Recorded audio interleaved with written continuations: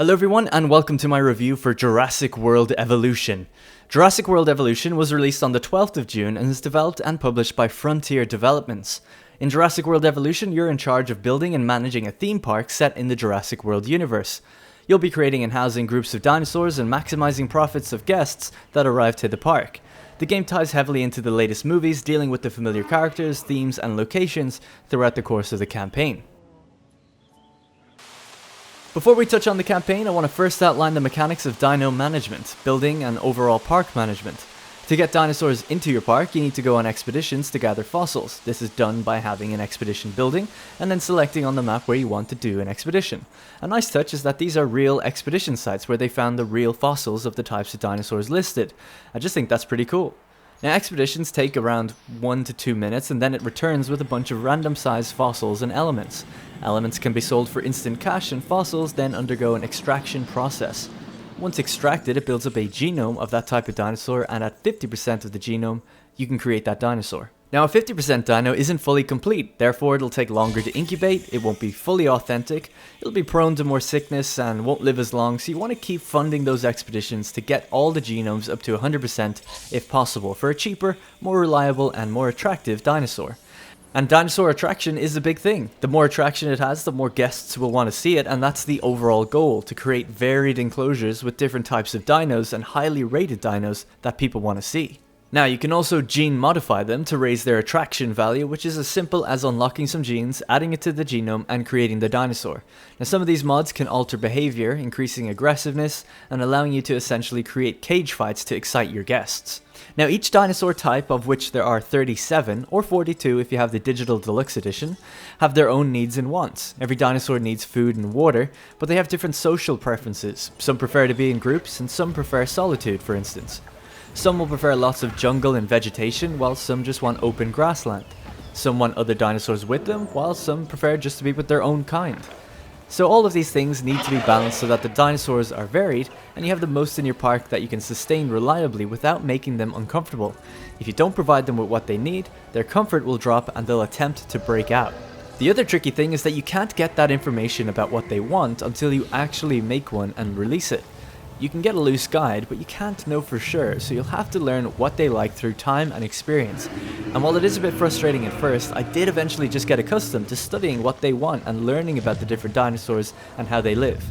I know that a Parasaurolophus liked big groups, and an Ankylosaurus wants to be alone. A Brachiosaurus needs to be in a jungle, and a Velociraptor can't really be in a pack bigger than 5 or 6 or they'll fight and kill each other. It's pretty cool, and the management of these dinosaurs is by far the most fun aspect of the game. They're beautifully detailed and they have just the right amount of information and statistics, and with genomes can be customized even further and named so you can keep track of your favorites. To keep the dinos safe from each other and your guests safe from the dinos, you have to build enclosures. Building in Jurassic World Evolution is extremely simple but also extremely limited. There's only a handful of tools and items at your disposal, which really limits the creative freedom you have and makes every island and every playthrough ultimately feel the same. The building tools are smooth and intuitive. It's easy to reshape the land and place trees, but the creativity aspect is completely missing from the game. There's a total of 25 placeable objects in the game. 9 of them are just shops that often overlap with what they do. That is it. There's no props, no little lights, arches, bins, whatever you might think you'd want to place in a theme park to maybe make it look nice or have a guest appreciate and react to it. You can't. There's no option for it. The building just consists of placing actual buildings and painting trees or water on the map. The trees are predefined and the water is always 2 foot deep. There's no rock formations, streams, rivers, or anything like that you can place. The only resource you need to manage when you're building is power. Every building requires it, and you'll need to hook up buildings with power lines and substations.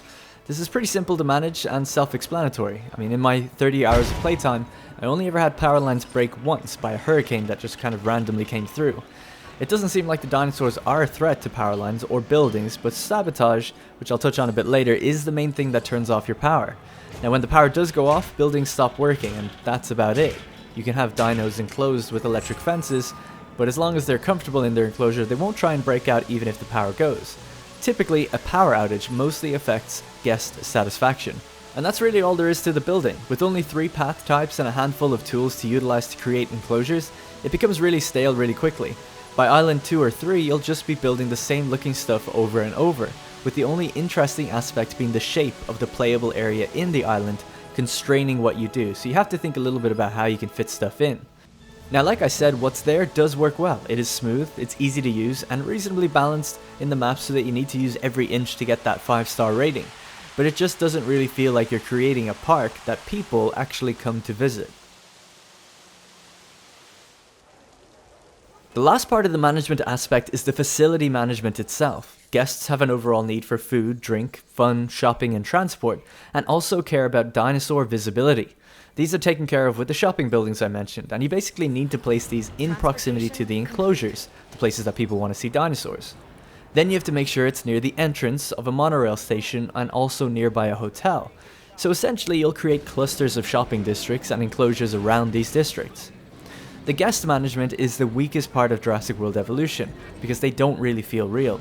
They don't need bathrooms, they don't really come from anywhere, have any thoughts or reactions to things, there's no kids, and when building says there's 400 people in it, you can only ever see like 10 in the window.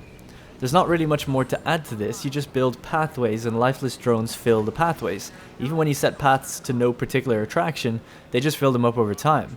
Now, there's no night and day cycle or opening and closing of rides or line times for viewing attractions, it all just feels a little bit lifeless. Now, when there's a dinosaur outbreak, things do come to life a little bit.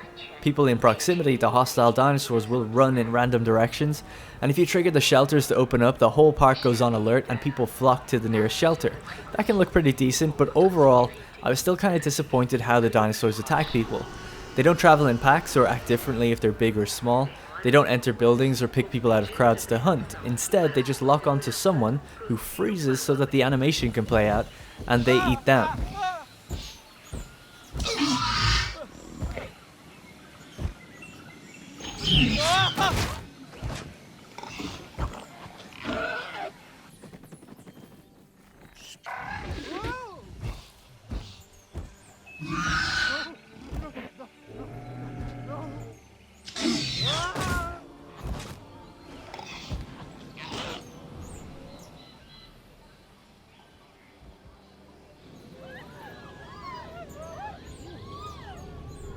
And that one animation will just keep happening over and over forever until you tranquilize the dinosaur.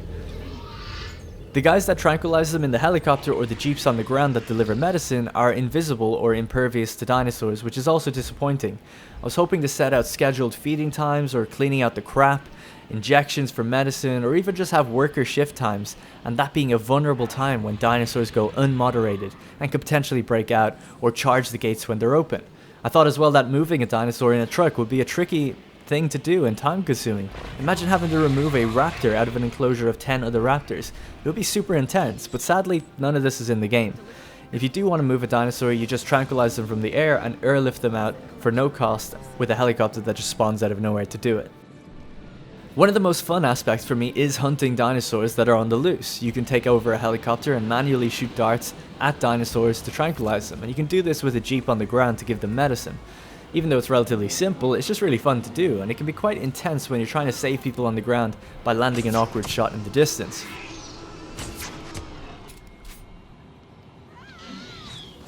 Now, if you don't get around to saving them, I guess dying adds a financial lawsuit penalty for a couple of minutes, and then everything's kind of forgotten and goes back to normal, which kind of removes the tension from the whole thing.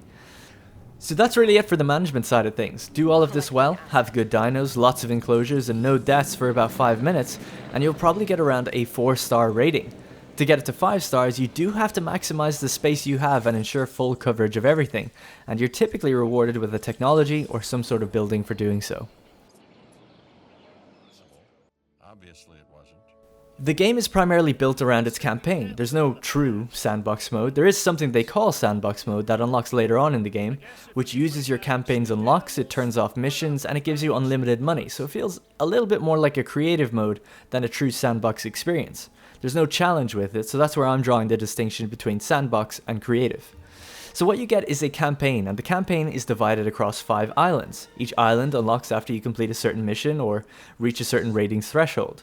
Now, despite starting on a new island, your campaign progress remains the same, so you'll carry over your unlocks, your technologies, and your fossils. But your money is kept local to each island. This system is really weird, and I'm not sure if I'm using it as it's intended or if I'm totally abusing the system. For instance, when starting a new island, a bunch of new technology options become available. These can cost a lot of money to research. Because your money is reset on a new island, it would take a long time to spend the cash needed for these new tech options. But if you just jump back to your previous island, these new tech options remain there, and you can just get all of these upgrades really quickly and then go back. And if you're feeling really cheeky, you can take the fossils with you and sell them on the new island to make a bunch of money. So essentially, you can start a new island with a ton of money and all the technologies completed right from the start of each one, and it only takes about 3 to 4 minutes to go back to do that. So this speeds up the game tremendously, but it does remove a lot of the challenge, and I'm not one for gaming the game, but it's a really slow paced beginning, and there's no fast forward option, so I don't particularly want to wait 10 to 20 minutes to build up the money to get my first or second dinosaur. I'd rather just go to another map, get like $2 million worth of fossils, and get the ball rolling on my new island. Now, each island has 3 main missions split between the head of science, entertainment, and security. Each of their primary missions unlock when you build up reputation, and you do that by completing their randomized contracts. These are smaller missions delivered randomly, or can be manually requested, and fulfilling them will increase your reputation with that particular division. The smaller missions were pretty nice objectives to fulfill, and because they're dynamic, it would always just push you to do something that you're relatively close to getting, so I liked the added objectives and challenges of them. If you don't pay enough attention to one of the divisions, then randomly things will break and get sabotaged by the lowest division. Honestly, this felt really cheap and totally out of place for me. The head of science, one of the friendliest and most caring of the bunch, opened all of the gates in the park, letting all dinosaurs out to kill innocent people. It just didn't fit her character, and for the gameplay side of things, it was just really annoying. Everything is easily fixable and back to normal pretty quickly, which just makes it feel like tedium that you were basically set back 5 to 10 minutes in terms of progress. The full missions were often quite interesting, delivering sick animals to your park you had to cure, building fighting arenas for dinosaurs, and modifying dinosaurs to create different types of the same variation. None were ever too difficult, more just time consuming, and there's not much of a failure state to the game. You just need time and money to get a lot of these things done. The missions were all voiced, though I believe only Jeff Goldblum is actually from the movies voicing his character, and though weirdly awkward at times, he definitely brought his character to life. Isla Sorna. If there's a place on Earth as it currently exists, obviously, if there's a place where dinosaurs look like they should live, then this is it. By now you'll have seen for yourself that this game does look amazing. The dinosaurs, landscapes, and level of detail is incredible. It must be the best looking management game I think I've ever played or seen. Each dinosaur has its own distinct look and feel, and several animations that go along with it, from how they move, socialize, call, and fight. The game is also extremely faithful to the lore of Jurassic Park, with detailed lists and descriptions of all the characters and locations, and the actual history surrounding dinosaurs was really detailed, where they were discovered, the dig sites, backstories, and when they appeared in the films. The only letdown for me on the presentation side was that the music seems to only have that main, that classic main theme for basically for the menu and the loading screens, and then the rest of the music is really sparse and kind of uninteresting. This is most notable during outbreaks, when there's almost no sound, and you should be expecting to hear a lot of tension and suspense. The UI is something I really liked. It's clear and functional, and it fits the sciencey theme that they've been kind of pushing in the game. Now, there's not much more to add with UI, but because when it's good, it kind of just goes unnoticed, and for this game, I think it did an excellent job at relaying information, which is the most important thing. Jurassic World Evolution has a great foundation. The dinosaurs look amazing, and the core loop of working to find more and release more is satisfying. But that's really where the fun ends. The game is so pretty that it's hard to see its issues unless you've spent significant time with it. The park management aspect of the game is completely devoid of any depth, and the guests feel like they're just mindless drones on rails than actual people entering your park.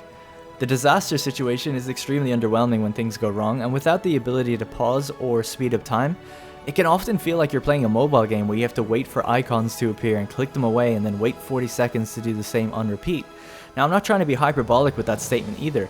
Virtually everything, from finding fossils, creating dinosaurs, repairing, tranquilizing, researching items, they all just have a 1 to 2 minute timer and don't allow you to queue up multiple actions, unless you get a late game technology. So you have to check in on these small minor tasks every 1 or 2 minutes and tend to them constantly.